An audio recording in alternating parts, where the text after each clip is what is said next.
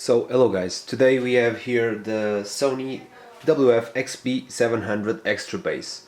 I decided to post this review on YouTube as well because I was gonna do an article in Portuguese for my website, so I thought why not give you a quick overview of what these true wireless headphones from Sony can offer. So they're already unboxed. Here you have the carrying case, the box that's inside this, but we're just gonna go for a quick overview. So on the front you have this extra bass slogan that applies to this specific line of headphones from Sony, and this is the blue version. You also got a black one.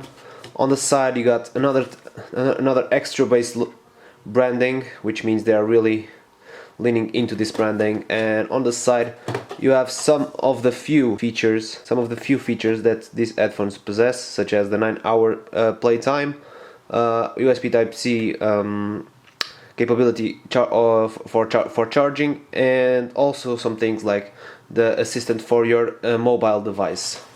On the back we have here a person using these true wireless headphones, which are a bit bigger than usual for true wireless, and you will see them in a bit, but they're still comfortable. And here you got the carrying case. So here you see that this is the blue version, and on the inside, once you open it, you have this box where here would be the true wireless headphones, here would be the carrying case, which is here right now. So, and inside it also come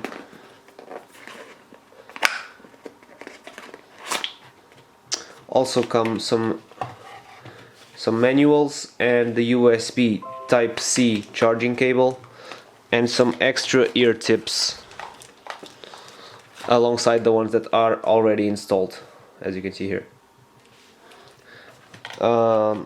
They come pre-installed with the medium-sized tips, and you got super small, medium. You got super small, small, and large tips to choose from the extra ones. So here is the carrying case. It's pretty simple. It has this translucent blue cover. On the back side you have some information about this case itself, and you have a Type-C charging port. Once you open them, you can see that you can finally see the headphones. They are made out of this nice plastic that is a little bit textured to the touch, and you got the left and the right side branding, so you know which is which. And you see that these are really deep grooves for the true wireless headphones themselves, because these are really, I'm gonna give you a closer look, but they almost look like bulbous in a way. You can see that they are really big. Usually these true wireless headphones stop here, but they still have this appendage that goes on the outside of your ear. In one of the buds, this is the left one, which is the one that controls the sound. If you press once, it raises the volume, and if it press a long press, it turns down the volume. You can see that it's interesting. Here you have the contacts. And it's a really interesting design because they're bigger than usual, and that's why also how they fitted a bigger battery, because one charge of these, even without the carrying case, you can play for 9 hours, and I've checked out the claims that are approximately true, not exactly 9 hours, but really close, like 8 at least. And here you got the nozzle with the really good Sony hybrid tips. If you know, the thicker inside and the softer outside for a really good fit, and with the standard nozzle, which makes for a really good headphone.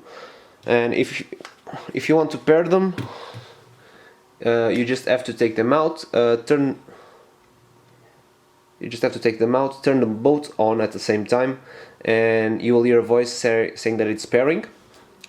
And it is really easy. Then you just find it on your smartphone or your computer, for example.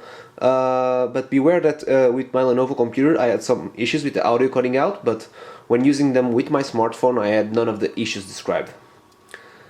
Talking about controls, we got on the right side another button as well, because we have no capacitive buttons whatsoever over here.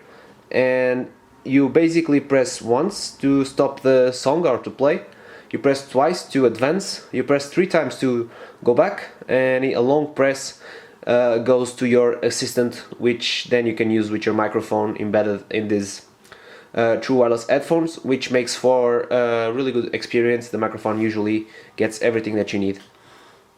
So I'm now going to talk a little bit more about the fit. These fit really well, but you can kind of feel the extra added weight because they're a bit bigger than most true wireless headphones, like I've mentioned before.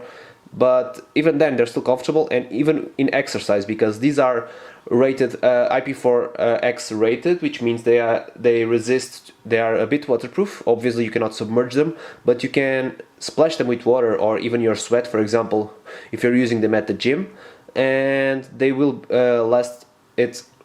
They will endure those things really fine, and I can attest to that because I've used them in the gym and absolutely no issues whatsoever. But I don't run much, so I don't know if the constant head bobbing will put them out of place. The isolation is also good with music going on, but due to the shallower fit, due to this extra thing, they are not the most isolating pair of headphones. There is also no active noise cancellation, but still you will be able to, if you stop your music, hear your surroundings, which is really good for your daily commute, for example. In terms of sound, it is the usual Sony sound, which means you have a really warm and involving kind of sound, and even more with the really deep bass that these little things can provide.